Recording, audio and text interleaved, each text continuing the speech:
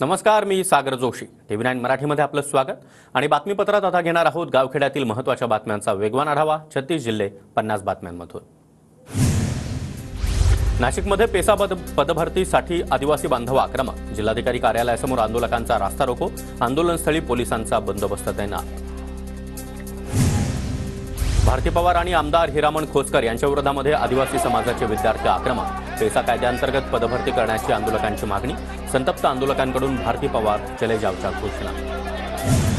भारती पवार यांच्यानंतर देवळालीचे आमदार सरोज अहिरे यांच्यासमोर देखील आंदोलकांचा गोंधळ. 1 तारखेपासून पेसा पद भरती रद्द करण्याची मागणी. अजित पवार जळगावच्या अंमळनेरमध्ये शेतकऱ्यांच्या बांधावर. अजित पवार यांच्याकडून शेतकऱ्यांची विचारपूस. सुनील तटकरे, अनिल पाटलांची उपस्थिती. अंमळनेरमध्ये जनसन्मान यात्रेला जाण्याआधी अजित पवारांचा शेतकरी महिलांशी संवाद. लाडकी बहीण योजना आणि सरकारच्या योजनांची माहिती दिली. अहमदनगरच्या केडमध्ये मनोज जरांगे यांची रॅली. जागोजागी मनोज जरांगे यांचं जोरदार स्वागत. पंढरपुरातील भाजपचे नेते प्रशांत परिचारक शरद पवार गटात प्रवेश करण्याची शक्यता. प्रशांत परिचारक यांच्या निकटवर्तीय कार्यकर्त्यांनी पवारांची भेट घेतली. रत्नागिरीच्या संगमेश्वर तालुक्यातील काटवली ठोसळवाडी ग्रामस्थांचा अजित पवार गटात प्रवेश. आमदार शेखर निकम यांच्याकडून विधानसभेची तयारी.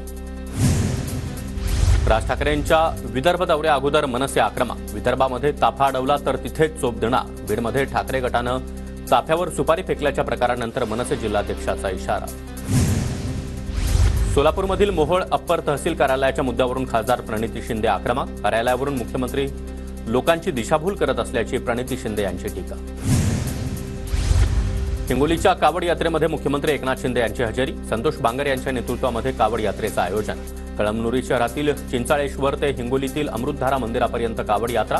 कावड यात्रेमध्ये मोठ्या संख्येनं भाविकांचा सहभाग. पंढरपुरात खासदार अमोल कोल्हे, धैर्यशील मोहिते पाटलांनी घेतलं विठ्ठल रुक्मिणी मातेचं दर्शन.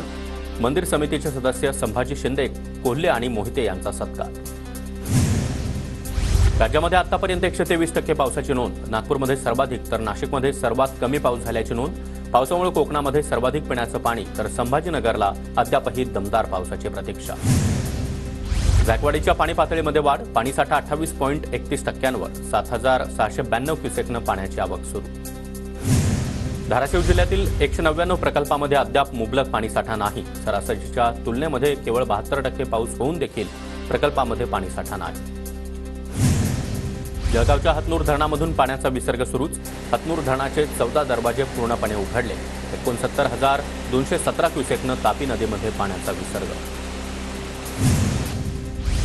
अमरावतीच्या दर्यापूर तालुक्यामध्ये मुसळधार पावसामुळे लाखो हेक्टर शेती पिकांचं नुकसान. जोरदार पावसामुळे शेतीला तलावाचं स्वरूप. कापूस आणि तूर पिकाचं मोठं नुकसान. वाशिम जिल्ह्यामध्ये सोयाबीनवर अळीचा प्रादुर्भाव. शेतकऱ्यांकडून फवारणी सुरू. जिल्ह्यामध्ये सर्वाधिक 4,05,180 हेक्टरवर खरीप पिकांची पेरणी. परभणी जिल्ह्यातील सोयाबीन, कापसासह खरीप पिकं बहरली. सतत झालेल्या रिमझिम पावसामुळे पिकांना उभार.